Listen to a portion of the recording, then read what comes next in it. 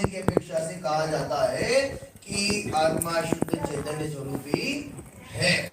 इतनी बात तो हमारी कल शाम तक की क्लास में हो गई थी।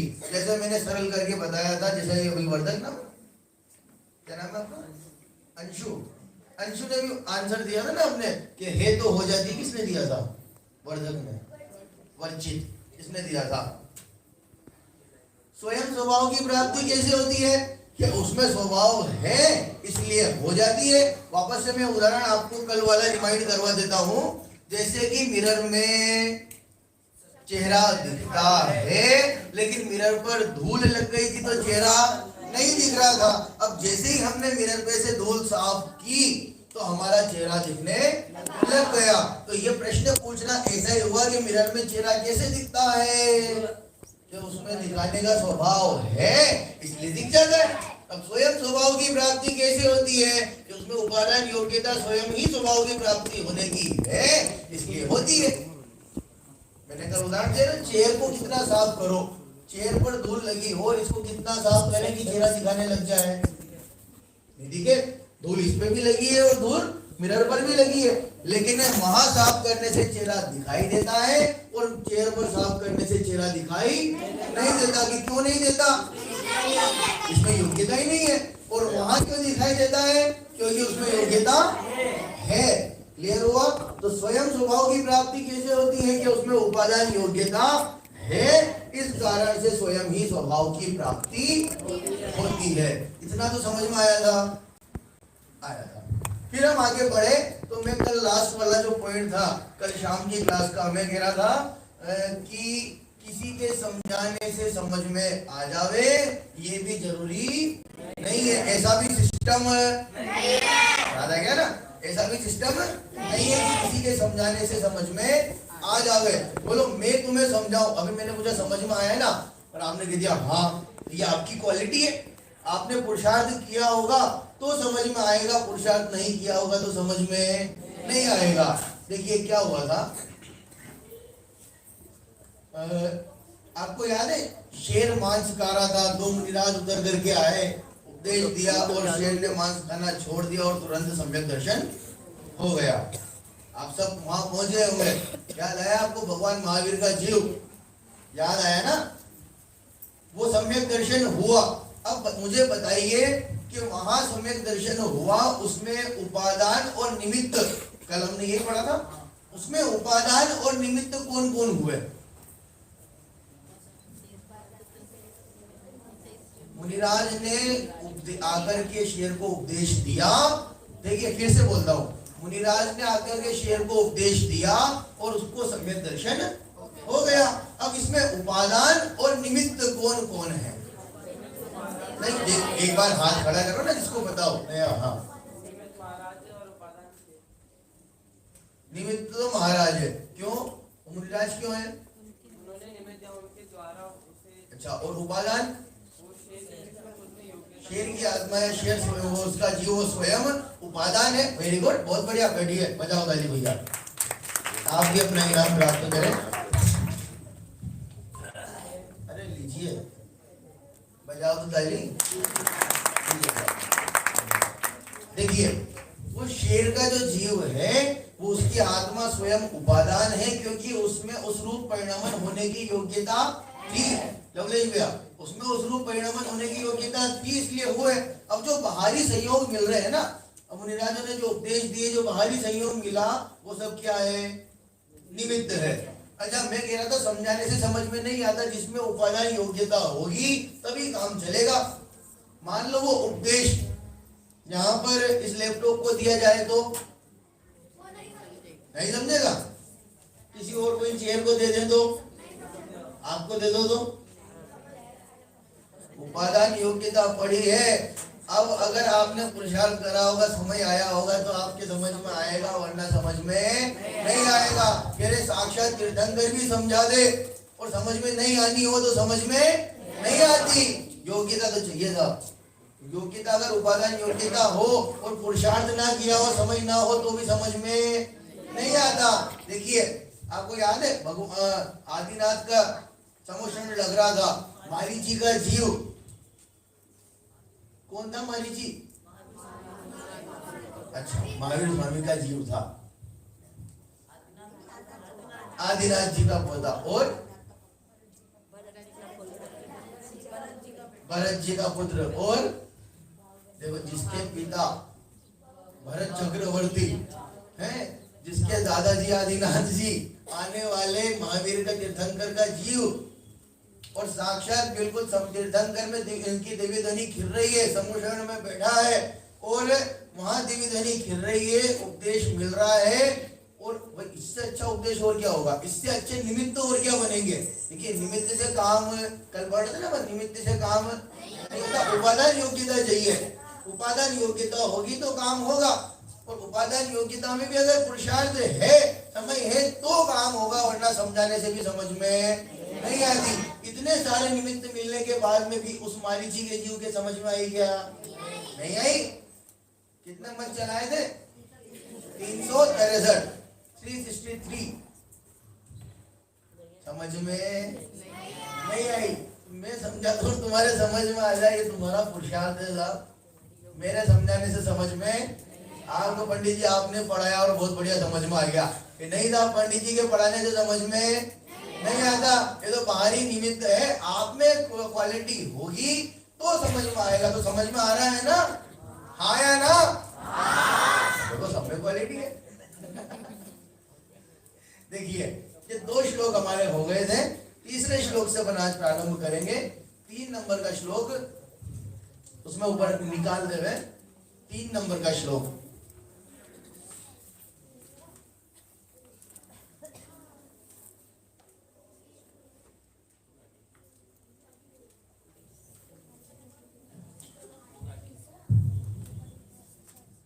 अच्छा, आपको पता है 3 नंबर का श्लोक मैंने कहा था जब तक प्रश्न पूछेगा नहीं तब तक जवाब मिलेगा नहीं। तो जब पहले श्लोक लिखा और दूसरा श्लोक लिखने से पहले प्रश्न क्या था, स्वयं स्वभाव की प्राप्ति कैसे होती है, तो बता दिया उपादान योग्यता है इसलिए काम हो जाता है, उपादान योग्यता नहीं होती तो काम नहीं होता। अब जो तीसरा प्रश्न, तीसरा जो श्लोक आपके सामने है, उस तीसरे श्लोक में जो सामने शिष्य बैठा हुआ है, देखिए वो शिष्य भी बड़ा चंचल स्वभाव का है। प्रश्न क्या पूछा लवलेश भैया, जब उपादान योग्यता से काम होता है, आत्मा में स्वद्रव्य क्षेत्र काल भाव की उपादान योग्यता है तो मोक्ष जाएगा। भाई सब में है ना उपादान योग्यता, तो पंडित जी साहब मोक्ष जाने की उपादान योग्यता तो हम सब में है। अब जिस दिन समय आएगा, जिस दिन वो योग्यता में वो समय कहते ना काल लब्धि जब पकेगी, जब काम हो जाएगा, अब व्रत आदि करने से अपना फायदा ही क्या होगा, मुझे बताओ, व्रत आदि करने से फायदा क्या होगा, कोई फायदा है क्या, नहीं है।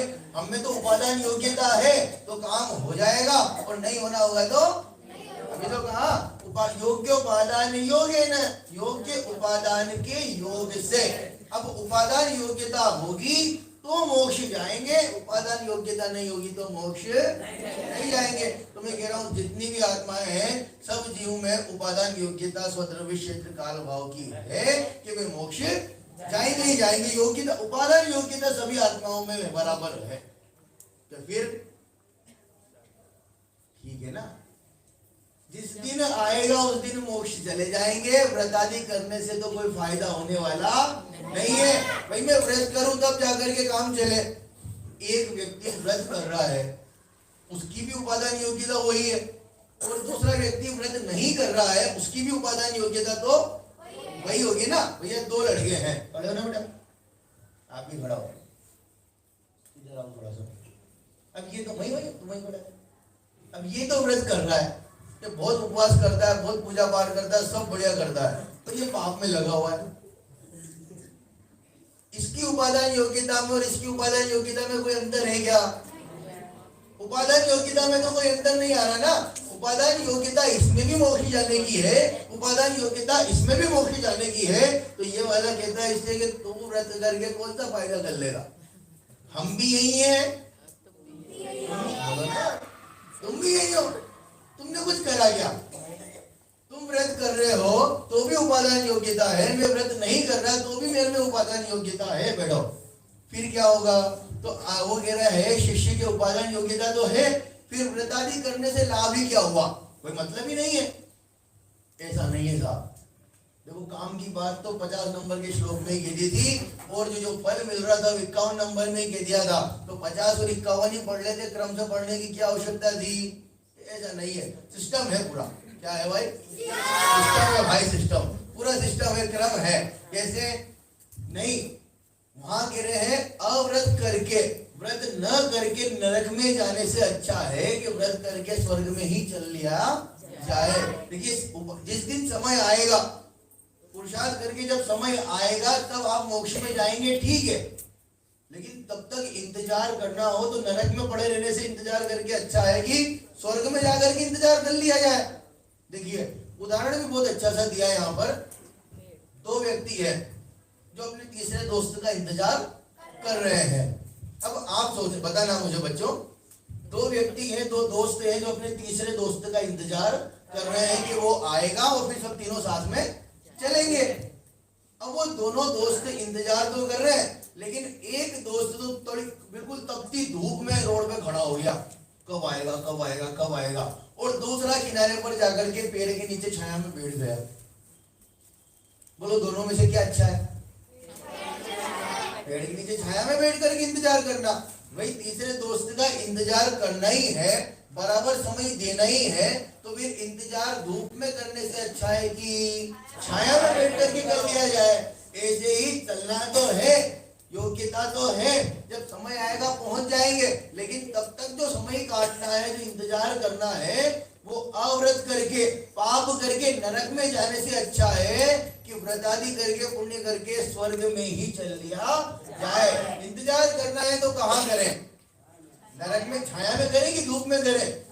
छाया में करें। धूप में करने वाला तो मूर्ख है, सीधी सी बात है ना, धूप में करने वाला तो मूर्ख है, धूप में इंतजार करता है। छाया में बैठ, आराम से यहाँ बैठेंगे, पेड़ की छाया मिल रही है। ऐसे ही नरक में जाने वाला तो मूर्ख है।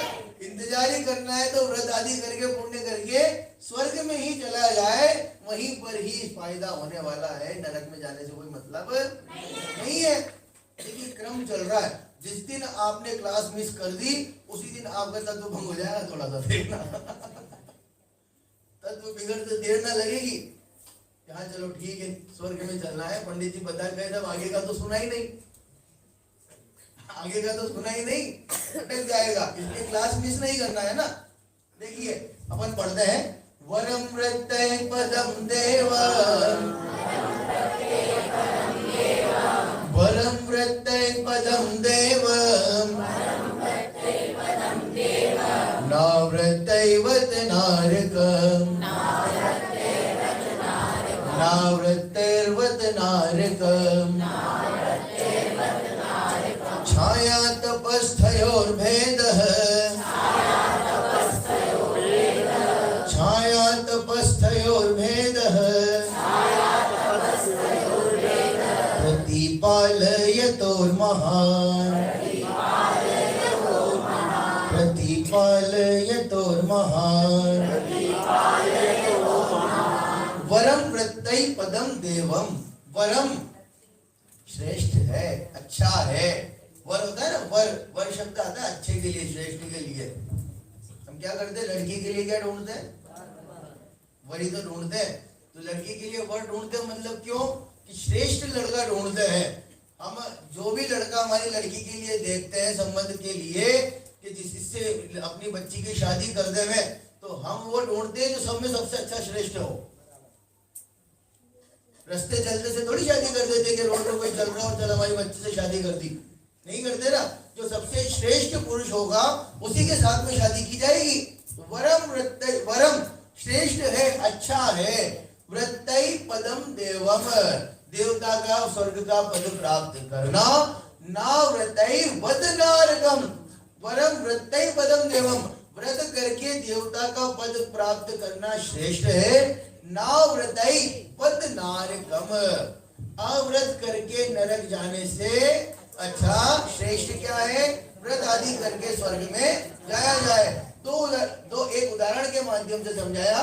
छाया तपस्थ योर भेदः प्रतिपालयतोर महान, महान भेदः, महान अंतर है। भेद अर्थात महान अंतर है, बहुत बड़ा अंतर है ना। किनमें? छाया तपस्थ एक व्यक्ति, एक तो जीव, एक जो दोस्त है, एक मित्र तो छाया में इंतजार कर रहा है, एक मित्र धूप में इंतजार कर रहा है। इन दोनों के इंतजार करने में बहुत कहते महान भेद है, महान अंतर है, बहुत बड़ा अंतर है। क्यों? इंतजार दोनों कर रहे थे, एक धूप में कर रहा था और एक छाया में कर रहा था। ऐसे ही इंतजार तो दोनों ही, ये दोनों घूमते थे ना खड़े, क्या नाम आपका? एक तो वर्धक और मोक्ष। मैंने उल्टा कर दिया, ये तो पहले ही पहुंच गया था, मैंने इसको अवरत करवा दिया था। देखिए, नाम मोक्ष होने से काम नहीं चलता, काम भी मोक्ष वाले करने पड़ते हैं। करता है ना प्रकाश जी? और मेरे करवाने से थोड़ी होगा, क्योंकि निमित्त से तो काम होता नहीं। देखिए पिछला श्लोक पढ़ के आए ना, वरम व्रतै पदम देवम नाव्रते वदनारकम छाया तपस और भेद प्रतिपाल ये तो और महान। समझ में आया अंतर? प्रश्न क्या था शिष्य का? उपादान योग्यता होगी तो मोक्ष हो जाएगा, व्रत आदि करने से फायदा ही क्या है, पुण्य करने से फायदा क्या है? तो यहाँ पर आचार्य पूज्य बात कह रहे हैं कि अव्रत करके, पाप करके नरक में जाने से तो अच्छा है कि पुण्य करके, व्रत करके स्वर्ग में ही चल लिया जाए। फिर पता है आगे वो शिष्य जो बैठा हुआ है, वो शिष्य कह रहा है कि ठीक है, आप कब से स्वर्ग स्वर्ग करते आ रहे हो। क्या कह रहा है? ठीक है, आप कब से स्वर्ग स्वर्ग करते आ रहे हो, लेकिन एक बात बताओ, अब व्रत करके स्वर्ग जाना अच्छा है, तो फिर वो जो आत्मा की भक्ति है ना, हमारा जो साध्य होगा, जो हमारा लक्ष्य होगा, वो लक्ष्य फिर स्वर्ग ही रखे? लक्ष्य क्या रखे? स्वर्ग ही रखे? क्यों भाई? वो तो बहुत दूर की बात हो गई। उपादान योग्यता आपने बताई, वो तो बहुत दूर की बात हो गई। देखिए ऊपर करो, वहां प्रश्न है, वहां लिखा है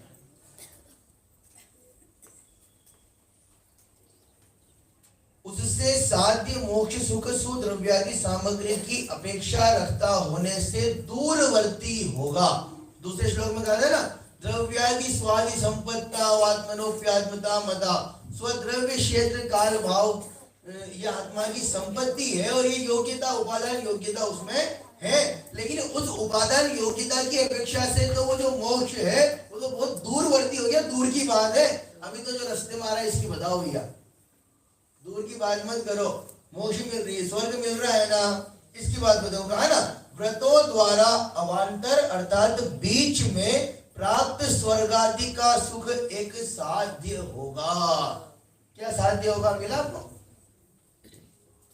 मिला ना नीचे? सुद्रव्यादि सामग्री की अपेक्षा रखता होने से दूरवर्ती होगा, लास्ट लाइन। और व्रतों द्वारा अवान्तर, थोड़ा सा ऊपर करिएगा, बीच में, व्रतों द्वारा अवान्तर बीच में प्राप्त स्वर्गादि का सुख एक साध्य होगा। दूर की बात कौन करता भैया? मैंने कल भी कहा था सुबह, हम तो रील्स के जमाने में जितने ज्यादा इंतजार नहीं करते, 30 सेकंड की रील्स स्क्रॉल करते हैं, नहीं जमती तो तुरंत बदल देते हैं, इतनी देर थोड़ी लगा दे, तुरंत बदल दी, ऊपर स्क्रॉल कर दी। की बात बताओगा, दूर की बातें नहीं करनी। जो लक्ष्य होगा वो लक्ष्य हमें किसका रखना होगा? स्वर्ग का, मोक्ष का नहीं। अभी जो शिष्य प्रश्न कर रहा है, हमें तो मोक्ष का ही रखना है, लेकिन शिष्य जो प्रश्न कर रहा है वो क्या मोक्ष वोक्ष तो सब दूर की बातें साहब, वर्तमान में जियो। अभी बताओ, हम प्रैक्टिकल जिंदगी जियो। क्या कहता है? थोड़ा प्रैक्टिकल जियो। आप तो बातें करके कह देते हो मोक्ष मोक्ष मोक्ष, वो तो उपादान योग्यता द्रव्य क्षेत्र काल भाव की कह दी, वो तो बहुत दूर की बात हो गई। अभी तो जिसमें मजा आ रहा है ना, अभी तो जो स्वर्ग है वही लक्ष्य हमें रखना है, स्वर्ग का ही लक्ष्य रखेंगे तभी काम चलेगा। तो आचार्य कहते हैं कि नहीं नहीं नहीं, रुको रुको रुको, तुमने गलत ट्रैक पकड़ ली है, पटरी गलत पकड़ ली है, इस पटरी पे जाने से काम नहीं चलेगा। तो फिर जैसे उसने प्रश्न पूछा उसके समाधान में अगला श्लोक लिखना पड़ा। वो श्लोक आपके सामने है, पढ़ेंगे अपन। यत्र भावः शिवं दत्ते, यत्र भावः शिवं दत्ते, योगियत् दूरवर्तिनि, योगियत् दूरवर्तिनि, नयत्याशु गव्योतिम यो नयत्याशु गव्योतिम रोषार्धे किं ससीदति रोषार्धे किं ससीदति।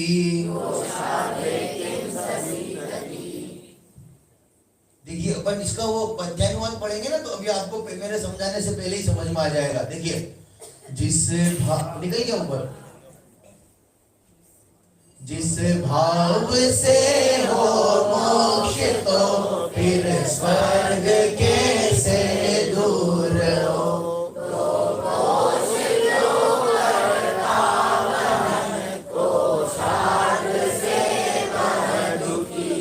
वापस से श्लोक बता दी। देखिए क्या कहा, जिस भाव से हो मोक्ष तो फिर स्वर्ग कैसे दूर हो। तो कोश करता वह क्रोशार्ध से वह दुखी क्यों। जो स्वभाव मोक्ष तक ले जाने वाला है तो फिर स्वर्ग आदि तो रास्ते में आने वाली चीजें हैं। समझ में नहीं आया। देखिए उदाहरण दिया, सुनिए उदाहरण दिया। एक व्यक्ति है जो 2 कोश तक बहुत सारा भार वहन करके बड़ी आसानी से ले जाता है, बड़ी आसानी से। देखिए मैं शुरू से अर्थ बताता हूं। यत्र भाव शिवम दत्ते, जो स्वभाव मोक्ष को देने वाला है। द्यौ कियत दूरवर्तिनी, द्यौ अर्थ होता है स्वर्ग। द्यौ कियत दूरवर्तिनी, महाचार्य पूछ रहे कितना दूर होगा। इसका मतलब कि कोई ज्यादा दूर नहीं है। हम कह रहे जो स्वभाव मोक्ष तक ले जाने वाला हो वहां स्वर्ग कितना दूर होगा। मतलब पूछ नहीं रहे, बता रहे रास्ते में बढ़ने वाली चीजें हैं, यही आसानी से मिल जाएगा। देखिए यो नयत्याशु गव्योतिम, यो नयति आशु। नयति, नयति मतलब ले जाता है। नी धातु है ना, नी धातु होती है ले जाने के अर्थ में। नेता शब्द सुना आपने, नेता, नेता कुछ नहीं देता। नेता सुना, नेता, नेता शब्द बना भी नी धातु से। नयति इति नेता, जो ले जाता है। नेता कौन होता है, लीडर, जो सबको साथ लेकर चलता है। नयति इति नेता, जो साथ लेकर के चले वो नेता होता है। तो नी धातु नयति है ना, नयति अर्थात ले जाता है। आशु, आशु तुरंत जल्दी से। देखिए 2 आपने कवि नाम सुना होगा, आशु कवि सुना ना। कवि होता है, एक तो कवि होता है और एक आशु कवि होता है। दोनों में अंतर क्या है।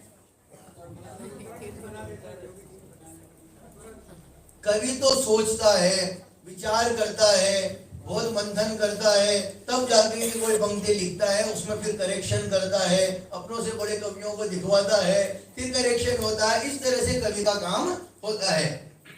एक आशु कवि होता है जो तुरंत कविता लिख देता है। अभी हमारी क्लास चल रही है, मैं आपको पढ़ा रहा हूँ, अभी इनने आंसर दिया, ये बैठे हैं, ये बच्चा गर्दन हिला रहा है, ये बच्ची देख रही है, ये सारा माहौल देखा और तुरंत आकर के 4 लाइनें लिखी और कविता सुना दी। जैसा माहौल चल रहा आया और तुरंत कविता सुना दी, उसको कहते हैं आशु कवि। तो जो तुरंत जल्दी से कविता लिख के सुनाते वो है आशु कवि। तो आशु मतलब समझ में आया, जल्दी। मैं कवि नहीं समझा रहा यहाँ पर, आशु शब्द का मतलब समझा रहा हूँ। आशु मतलब होता है जल्दी से, तुरंत। जो नयति आशु, जो जल्दी से तुरंत ही ले जाता है। क्या, गव्योतिम क्रोशार्ध, गव्योतिम 2 कोश तक। क्रोशार्धे किम ससीदति, उसके लिए आधा कोस ले जाना कौन सी बड़ी बात होगी। 1 कोस कितना होता है,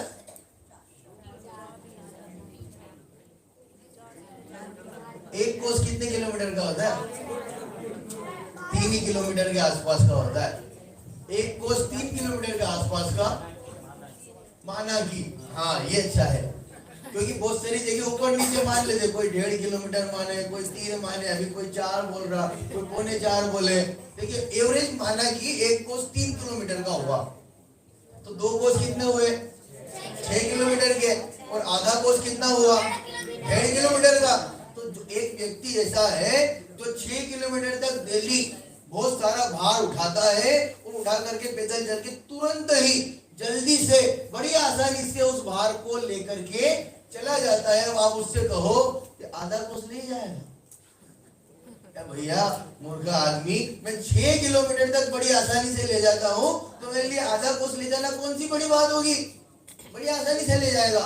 ऐसे ही जो भाव, जो स्वभाव मोक्ष तक ले जाने वाला हो, उसके लिए स्वर्गाधिक तक जाना कोई बड़ी बात नहीं है। उस स्वभाव के लिए स्वर्गाधिक कितना दूर होगा, मतलब कोई ज्यादा दूर नहीं है। यहाँ पूछे ना, जाओ कियत दूरवर्ती नहीं, कितना दूर होगा, मतलब कह रहे हैं, हम कहते हैं ना भाई वहां तक ले जाएगा, यहाँ की कौन सी बड़ी बात है। वही कहना चाह रहे हैं आचार्य पूज्य बात भी, कि जब मोक्ष तक ले जाने वाला हो तो स्वर्ग आदि कोई बड़ी बात नहीं है। वह कितनी दूर है, ये सब तो रास्ते में आने वाली चीजें हैं। देखिए हम गेहूं की खेती करते हैं, पंडित साहब, हम गेहूं की खेती करते हैं, तो जो चारा होता है, जो भूसा होता है, उसमें रास्ते में मिल जाता है ना, ऐसे ही मिल जाता है ना, वो चारा तो ऐसे ही मिल जाता है।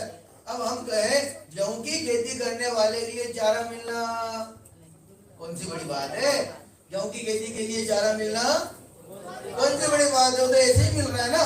तो आप तो चारे के ऊपर दृष्टि डाल रहे हो, भूसे पर दृष्टि डाल रहे हो। वो स्वर्ग की इच्छा रखना मतलब उस भूसे की इच्छा रखना है। जैसे कहो बच्ची, स्वर्ग की इच्छा रखना मतलब उस गेहूं की खेती में भूसे की इच्छा रखने जैसा है। जब गेहूं की खेती कर रहे हैं तो भूसा तो ऐसे ही मिल जाएगा। तो जो स्वभाव, जो लक्ष्य मोक्ष का होगा, तो फिर वहां रास्ते में स्वर्ग अधिक तो ऐसे ही स्वर्ग में मिल जाएंगे। भैया कोई व्यक्ति यूपीएससी की तैयारी करे, आईएएस आरएस की, मतलब ना यूपीएससी की तैयारी करना। अब यूपीएससी की तैयारी कर रहा है, उसकी फुल प्रिपरेशन यूपीएससी के हिसाब से ही चल रही है बराबर। अब उससे कहो एलडीसी निकाल लेगा, पटवारी निकाल लेगा भाई साहब। यूपीएससी की तैयारी करने वाला और तैयारी इस लेवल की कि हाँ अभी एग्जाम हुआ, इंटरव्यू दिया और सिलेक्शन पक्का है, पक्का है। अब उससे तो एलडीसी निकाल लेगा क्या, पटवारी निकाल लेगा? है भैया, यार तू बात कर रहा है यहाँ की, ये तो जो रास्ते की चीजें हैं, ये नहीं चाहिए मेरे को, मुझे जाना है वहां, ये नहीं चाहिए भाई। हम कलेक्टर बनने की सोच से तुमसे पटवारी बना रहा है, तैयारी कलेक्टर बनने की चल रही है, तैयारी कलेक्टर बनने की चल रही है। अच्छा कोई कलेक्टर का एग्जाम पास कर ले गए, हो गया ना इसका मतलब, ये तो छोड़ के आया ना इनको। अब कलेक्टर की एग्जाम तैयारी कर रहा है, आईएएस की प्रिपरेशन कर रहा है, और उससे अपन अपेक्षा रखे कि पटवारी का एग्जाम निकाल लेगा क्या? ये सब तो रास्ते में छोड़ा है, इतना सिलेबस तो रास्ते में छोड़ा है। कहते ना, जो ये तेरा टॉर्चर है वो तो मेरा वॉर्म-अप है। तुम सुनते ही पिक्चर नहीं देखते तुम, अच्छा है नहीं देखते तो, अच्छा है नहीं देखते तो, हाँ वहां कहता आर्मी वाला, जो ये तेरा टॉर्चर है वो तो वॉर्म-अप है मेरा।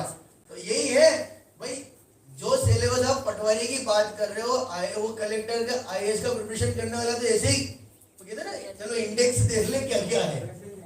हम इंडेक्स देखते ना क्या क्या है सिलेबस में, उसके लिए वो इंडेक्स जैसा ही है पटवारी का सिलेबस। वो तो यूं ही निकाल के आ गया, वो आगे बढ़ गया, उससे तो बहुत आगे बढ़ चुका है। उसका लक्ष्य पटवारी नहीं है, लक्ष्य क्या है? कलेक्टर बनना।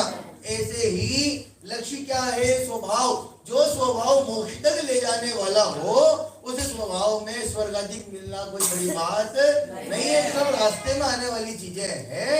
जैसे उदाहरण दिया, जो नैत्याशु भव्योतिम क्रोशार्धे किंसत सिद्धति। आपकी तैयारी फर्स्ट रैंक लाने की चल रही है, चलेगी नहीं चलेगी? गलत तो नहीं पकड़ लिया? कितने परसेंट बनते लास्ट एग्जाम में, कितने परसेंट बने थे? पंडित जी देखो पुराने गड़े मुर्दे मत उठाओ, कोई जो ठीक है अभी की क्लास पढ़ने दो। देखिए तैयारी हमारी फर्स्ट रैंक की चल रही है, क्लास में फर्स्ट रैंक लाना है, क्लास में फर्स्ट रैंक लाना है, तैयारी उसी की चल रही है। और हर बार फर्स्ट आता है, हाँ ऐसी बात नहीं है, फर्स्ट आएगा। फर्स्ट रैंक की तैयारी चल रही है, पूरी तैयारी फर्स्ट रैंक के हिसाब से कर रहा है कि क्लास में, कक्षा में प्रथम स्थान मुझे प्राप्त करना है।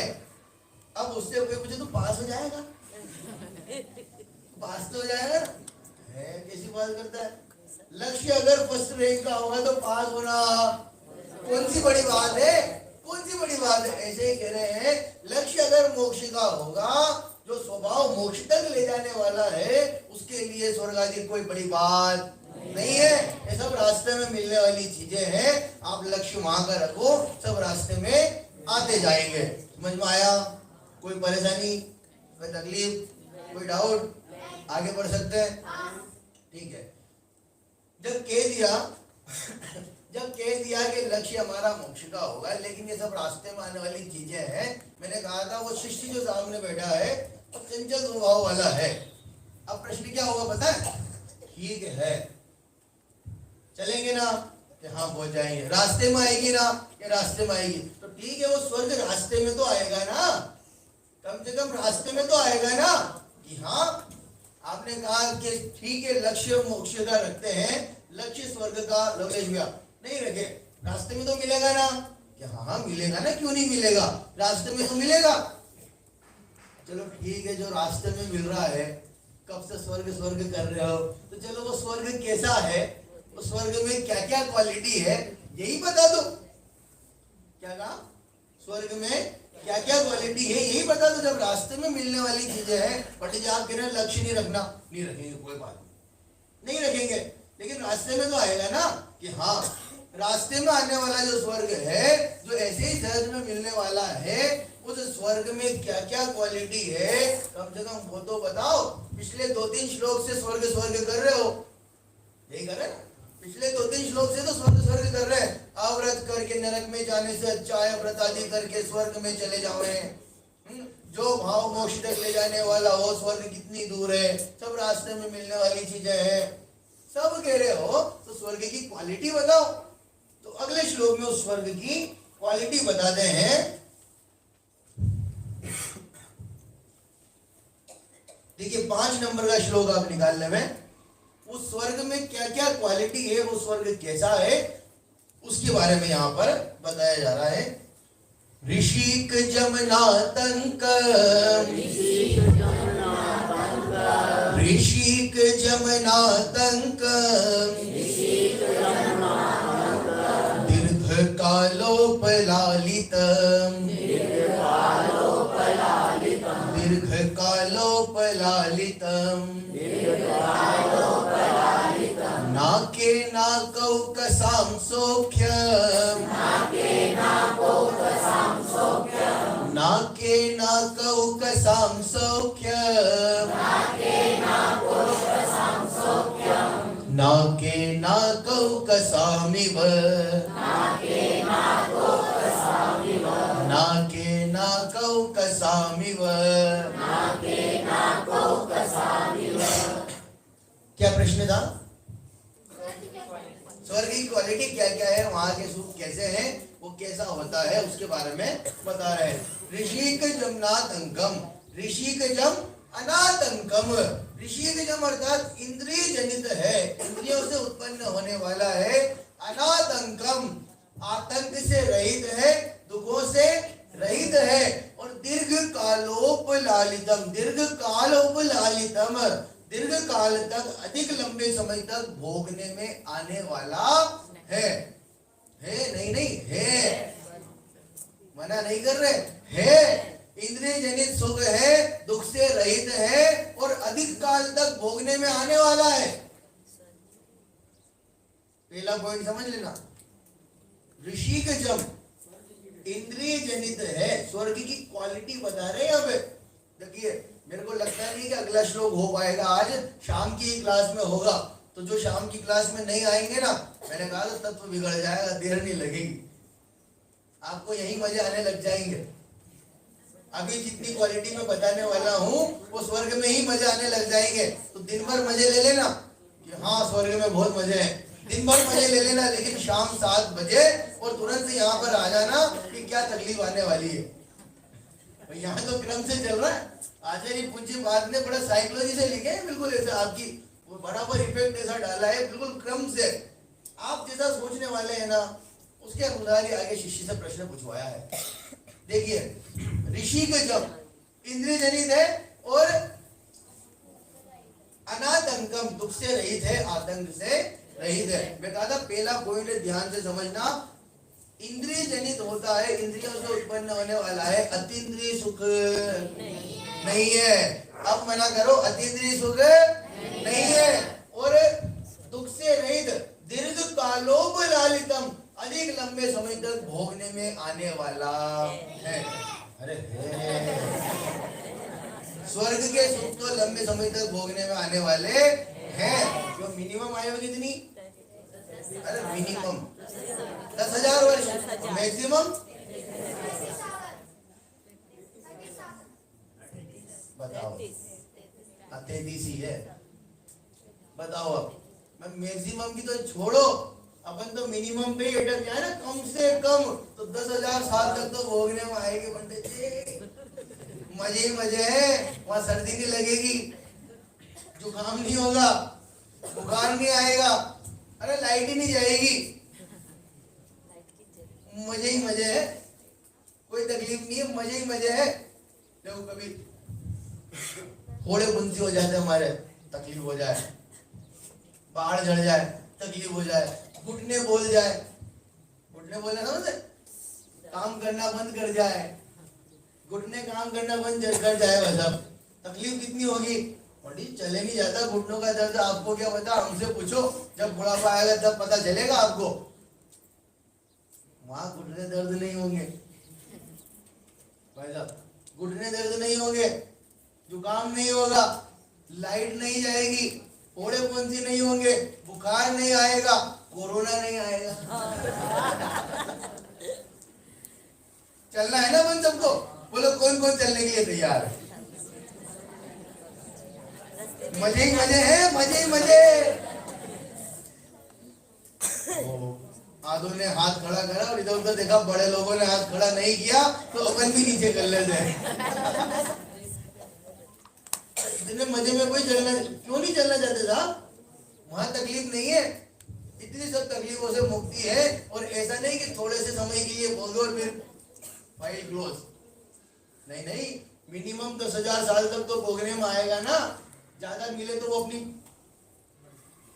पुण्य का उदय, ज्यादा मिले तो अपने अपने पुण्य का उदय। देखिए बात समझना, गौर किए, ध्यान से समझने की बात है। ज्यादा मिले तो आप अपने अपने कर्म के अनुसार लगा लेना, लेकिन मिनिमम मिल रहा है तो 10,000 वर्ष तक तो मिल ही रहा है। इतने मजे भोगने के लिए मिल रही है, और क्या चाहिए पंडित जी? और क्या कहा था? नाके नाकव कजाम सोक्यम। आपने दो ही बातें बताई, इतनी देर से बता रहे, मजा आ रहा है ना स्वर्ग के सुख सुनने में? अरे हाँ है ना? मजे तो आ रहे हैं ना? और बताओ ना मेरे पंडित जी, क्या कह रहे हैं?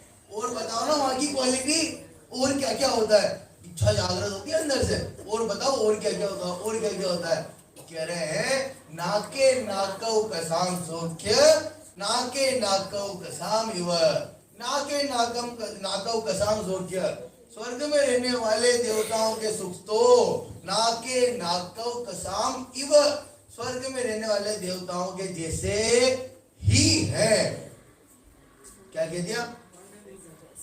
अरे भाई कह ही नहीं सकते, किससे तुलना करके बताएं, किससे तुलना करके बताएं? हम जाते हैं ना, जब हम किसी कहीं पार्टी में गए हो और बढ़िया फैसिलिटी मिले तो क्या कहते हैं? अच्छी फैसिलिटी मिले, अच्छी सुख सुविधाएं मिल जाए, किसी शादी में जाओ, बारात में जाओ, किसी के यहाँ रिश्तेदार के यहाँ जाओ, कहीं पार्टी में जाओ और अच्छी सुख सुविधाएं मिल जाए तो क्या कहते हैं? पंडित जी स्वर्ग जैसे सुख थे, बिल्कुल क्या व्यवस्था थी, स्वर्ग जैसी व्यवस्था थी, कोई दिक्कत ही नहीं, आप तो हमारे यहाँ आ जाओ, स्वर्ग जैसी व्यवस्था मिलेगी। यही कहेंगे ना। अब स्वर्ग की व्यवस्था की तुलना करनी हो तो किससे करें? स्वर्ग के देवताओं की और क्वालिटी बतानी हो तो कैसे बताएं? कहते स्वर्ग में रहने वाले देवताओं के सुख तो स्वर्ग में रहने वाले देवताओं जैसे ही है, किसी से तुलना करके नहीं बता सकते, किसी से तुलना करके नहीं बता सकते। भाई कोई ऐसी कह रहे कि ऐसी कोई दूसरी चीज है ही नहीं जिससे कंपेयर करके बताया जाए वहां का सुख। इतने गजब के सुख है साहब, मैं नहीं कह सकता। आचार्य पूज्य बात कह रहे हैं, मैं नहीं कह सकता, इससे गजब के सुख और क्या कहे? देवताओं के सुख तो देवताओं जैसे ही है साहब, देवताओं के सुख तो देवताओं के सुख जैसे ही है। इतने गजब गजब के सुख वहां स्वर्ग में होते हैं, कोई तकलीफ नहीं होती, इंद्रिय जनित सुख है, दुखों से रहित है। और वैसे सुख इंद्रिय जनित सुख, अनातंकम, आतंक से रहित, दुख से रहित जो इंद्रिय जनित सुख है वो अधिक समय तक, दीर्घ काल तक भोगने में आने वाले हैं। और स्वर्ग के सुख तो स्वर्ग जैसे ही है। तो बोलो मजा आया ना, स्वर्ग तो स्वर्ग है साहब। अब आगे क्या तकलीफ होने वाली है, उस स्वर्ग में क्या तकलीफ होने वाली है, वो तकलीफ, वो समस्या, वो परेशानी आपको शाम की क्लास में 7 बजे सुनने को मिलेगी। तो दिन भर तो मजे ले सकते हो कि हाँ स्वर्ग में बहुत मजे, बहुत मजे, बहुत मजे, लेकिन मैं कह रहा हूँ बिल्कुल गारंटी से नियम बात की जाना, अगर 7 बजे नहीं आए तो तकलीफ हो जाएगी, क्योंकि स्वर्ग में ही मजा आने लग जाएंगे, लक्ष्य वही हो जाएगा। तो हमें तो कह रहे लक्ष्य वो ये रास्ते में आने वाली चीजें ना। अच्छा रास्ते में आने वाली चीजें हो बच्चे और यही मन लग जाए तो इतनी अच्छी क्वालिटी बता दी अपन ने, तो अब यही मन जाएगा ना। तो कह रहे कि यहाँ मन नहीं जाना, यहाँ इतनी अच्छी क्वालिटी होने के बाद में भी कौन कौन सी समस्याएं, आटे जी कौन कौन सी समस्याएं आने वाली है, वो सारी समस्याएं शाम की क्लास में आपको सुनने को मिलेगी।